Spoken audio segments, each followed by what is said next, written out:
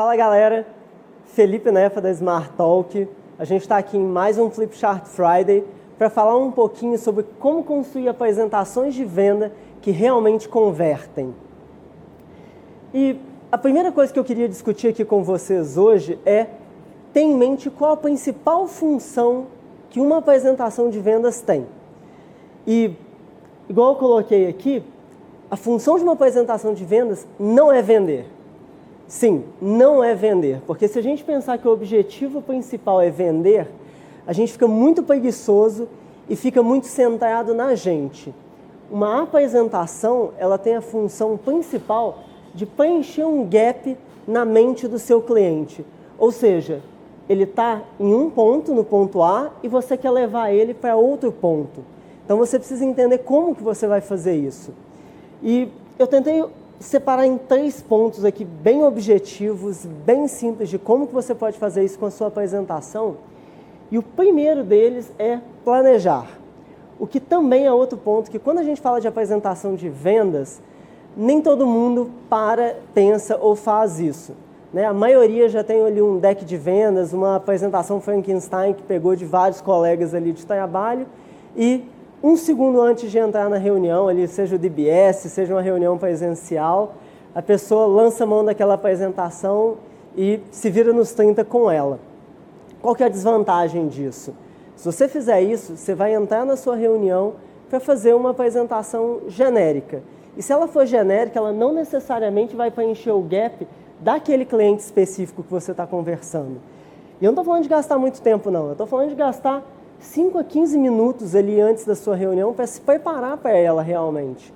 Né? E se você levar a sério o que você faz enquanto vendedor, profissional, enquanto empresário, isso daqui é uma coisa que você tem que prestar muita atenção e vai fazer muita diferença no seu resultado. E como você pode fazer esse planejamento de uma forma bem rápida? Bom, eu falei aqui que a gente tem o ponto A e o ponto B. Né? O ponto A é onde o seu cliente está hoje. Então você vai se perguntar o que ele já sabe sobre o que você quer apresentar, sobre o seu produto, sobre sua solução, o que ele pensa sobre isso, quais foram as coisas que você já discutiu.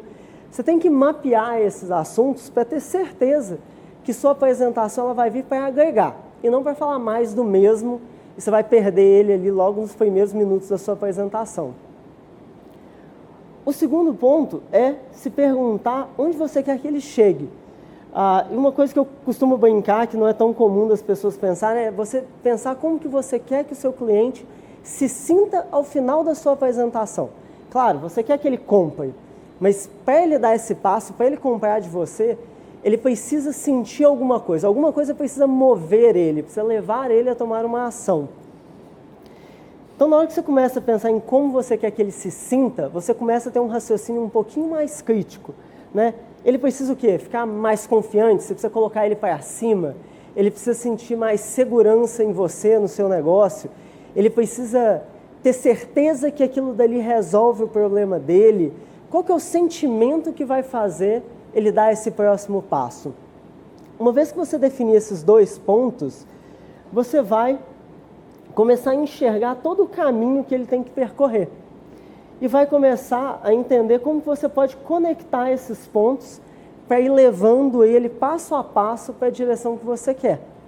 Né? Isso porque na sua apresentação de vendas, o ideal é que ela represente um gráfico como esse, de nível de resistência da pessoa. Né? Na hora que você começa uma apresentação de vendas, a pessoa do outro lado ela tende a estar um pouquinho mais resistente, um pouquinho mais armada. Né? Afinal, é uma reunião comercial. O resultado daquilo ali pode ser ela tirar dinheiro do bolso e todo mundo fica um pouquinho mais pé atrás nessa hora. E a sua apresentação ela tem que ajudar essa pessoa a diminuir o nível de resistência, o nível de ansiedade que ela tem, a baixar as barreiras para ao final da sua apresentação você ter uma chance muito maior de que ela te diga um sim. Afinal, esse é o grande objetivo, seja um sim para já assinar o contrato, seja um sim para dar um próximo passo, envolver uma próxima pessoa, porque a apresentação de vendas ela não é só aquela final. Você vai fazer diversas apresentações, dependendo do seu tipo de negócio, produto, ciclo de venda, ao longo ali da conversa. Bom, como que você vai conectar esses pontos então? né? Você já tem os extremos ali, agora a gente precisa pensar no meio desses extremos. Quando eu falo de conectar os pontos, eu estou falando de criar uma narrativa de vendas que ela seja coesa, objetiva, simples e super bem contextualizada para garantir que essa pessoa vai realmente prestar atenção ali no que você está falando. Essa questão da contextualização, antes da gente entrar em como conectar os pontos, é absurdamente importante. Hoje, o que acontece? É muito bom que a gente comece a ter mais processos, que as empresas, principalmente brasileiras, estejam adotando a ideia de ter processo, de olhar para as peças, de focar em ter algo replicável. A contrapartida disso é que existe um período ali, seja um vendedor ou um empresário, onde ele está mais seguindo passos do que tendo uma estrutura por trás e efetivamente fazendo o processo, né? Dominando o processo. Isso para a pessoa do outro lado gera uma desconexão muito grande, né? Imagina você vestindo aí o chapéu de comprador, sentado do outro lado de uma tela de computador, num call que, em geral, a conexão não é tão boa, tem problema para começar, o volume é baixo, o vídeo às vezes dá falha, já tem um monte de coisa jogando contra. Aí o vendedor do outro lado começa a entrar numa apresentação, num deck super padrão, falando de problemas genéricos. Ele vai usar uma apresentação de 30 telas para finalmente, lá no final, chegar em algo que realmente te interessa, falar do seu problema, da sua solução, do que você foi ali buscar. Ele te perdeu muito antes disso. Então, pensar em ter uma apresentação contextualizada para aquela situação, para aquele cliente, para aquele mercado, é 50%, 60% de chance a mais de sucesso ali na sua venda. Mas, bom, vamos lá, vamos criar essa narrativa, né? O que é criar essa historinha? Uma apresentação ela não pode ser simplesmente um monte de dado e informação colocada juntas. Ela precisa seguir uma ordem lógica que facilite com que o cliente caminhe com você por aquela linha de raciocínio, para que o sim, né, para que ele enxergar e te falar um sim no final, seja uma coisa natural, seja uma decisão dele e não simplesmente você tentando empurrar ele. Para criar essa narrativa, uma forma muito simples de fazer é, a primeira coisa que você vai fazer é listar quais são os argumentos, quais são as peças que tem que estar presente na sua fala que vão preencher esse gap, né? Essencialmente é definir ali quais são esses pontos, né? Ele tem alguma insegurança específica, alguma objeção que ele já expressou nas conversas anteriores, tem algum tipo de dúvida que é muito comum seus clientes terem nesse momento da conversa. Quais que são esses pontinhos? Você vai listar cada um deles e vai listar quais são os argumentos e os fatos que você tem para respaldar o seu ponto ali, né? O que você quer falar naquele momento. Uma vez que você listar todos esses argumentos, em geral, as pessoas acabam com argumento demais. Então, você vai começar a cortar todo o excesso. Se você tem 2 fatos para provar o mesmo ponto, corta um deles, deixa o mais importante. Se você tem 2 argumentos sendo usados em momentos diferentes, condensa, agrupa eles e vê se você consegue juntar em um único.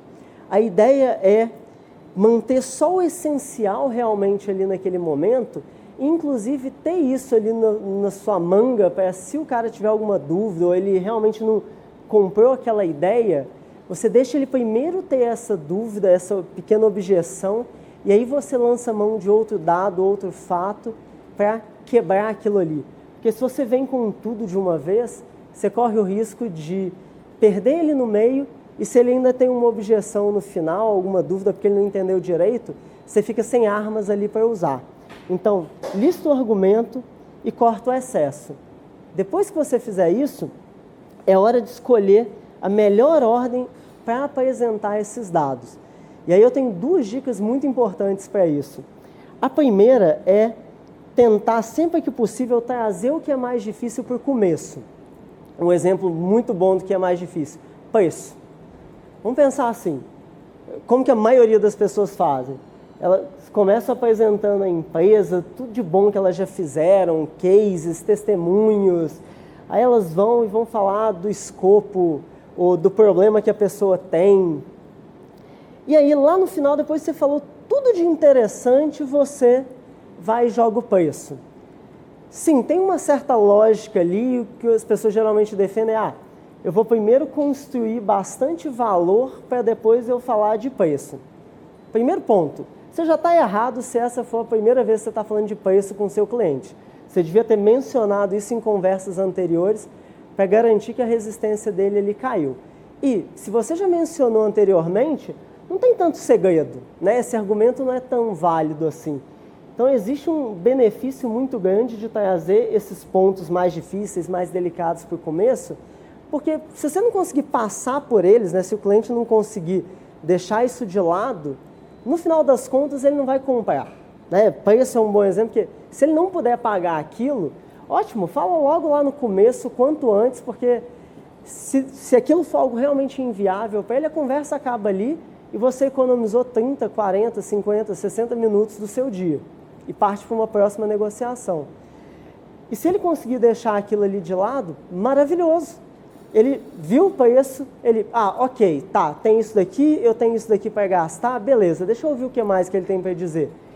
E aí depois de ver uma parte que é mais difícil para ele, aí você vem e coloca um monte de argumento, fatos e dados para ir elevando o estado de espírito dele, para no final ele estar com uma sensação muito mais positiva. Então, coloca tudo que é difícil primeiro, objeções, preços, dúvidas que as pessoas geralmente têm. A segunda dica nesse ponto para escolher a melhor ordem é saiam do comum. Saiam do comum. As pessoas hoje têm a mania, a tendência de copiar. Viu algo que está funcionando, incorpora e começa a fazer igualzinho. Qual que é o efeito disso? Né? Na hora que o cliente começa a ver a sua apresentação, ele imediatamente começa a pensar, putz, o cara daquela outra empresa já me falou isso, ou eu já vi isso de ciclano, ou já até sei para onde que ele está me levando. Então, se a gente fica no comum, a gente cai muito fácil numa barreira de resistência do cliente, seja porque ele já começa a pensar no que ele sabe que você vai falar e aí ele para de prestar atenção no que você está falando, ou porque simplesmente deixou de ser interessante para ele, deixou de ser novo e você novamente perdeu ele. Então, o difícil primeiro e saia do comum, evite. Tenta sair da caixa. Não interessa, está todo mundo falando, vamos usar inbound, está todo mundo começando a explicar o que é inbound ou qual que é o problema do cliente. Pô, começa falando quanto que ele vai ter que gastar, o que ele tem que fazer. Não tem uma regra propriamente dita do que é melhor ou pior. O pior, efetivamente, é fazer igual todo mundo, simplesmente. O último ponto que eu listei aqui, depois que você listou, cortou o excesso, escolheu a melhor ordem, trabalhou o que é difícil primeiro, não para aí. Né? Sempre teste, pratique e recicle a sua apresentação. Não caia na bobeira que você achou a apresentação perfeita, o pitch perfeito. Não existe isso. O pitch perfeito é aquele pitch que vai evoluindo, vai acompanhando a cabeça do consumidor, o momento do mercado. Então, testa, brinca com isso, aproveita. Quantas reuniões você faz por dia? Sempre que você entrar em uma, testa uma coisa nova. Né? Em marketing isso é muito já padrão, fazer teste AB, teste de assunto, de corpo de e-mail, de cores. Incorpora isso para vendas, para a sua apresentação e começa a testar formas diferentes de começar a sua apresentação, uma linha de argumentação diferente, imagens ao fundo, dados diferentes. Vai testando e vai observando, né? Seja realmente um profissional, um cientista daquilo que você está falando e assuma o controle da sua apresentação. Porque se você fizer isso, mesmo que você não esteja com uma apresentação perfeita no começo, você vai estar sempre caminhando em direção a uma apresentação melhor, ao invés de ficar sempre batendo, né, dando murro em ponta de faca, achando que, putz, mas minha apresentação era tão boa, está tão bonita, o fulano consegue vender com ela e eu não estou conseguindo caminhar. Então, reciclem. Um exemplo muito bom disso, principalmente em termos visuais, todo mundo deve conhecer, ou pelo menos a maioria, o Evoque, né, o carro Evoque. Quando ele lançou, foi um tremendo boom, porque o design era fantástico, chamou muita atenção. O Evoke passa na rua hoje, ninguém presta muita atenção, né? O ser humano ele se acostuma com as coisas, então, mesmo se você não mudar a linha de argumentação da apresentação, dá um tapa na sua apresentação de vendas, muda o visual dela para garantir que vai ser sempre uma novidade para as pessoas que estão conversando. Então, ali a cada 3 ou 6 meses, no máximo, muda um pouco, renova, dá um tapa, muda o fundo, cores, inova um pouco, porque isso vai garantir que você vai estar sempre sendo interessante, chamando a atenção, retendo a atenção do seu cliente ao longo da conversa e tendo maiores chances de fechar aí as suas vendas. Se fazer isso estiver parecendo um pouco difícil demais, se você quiser conversar com quem brinca com isso, né, com quem é cientista disso há mais de 5 anos, vem conversar com a gente, vem conversar com a Smart, acompanhe o nosso blog, LinkedIn. A gente está sempre focado em gerar conteúdo de qualidade e ajudar as pessoas a se comunicarem melhor.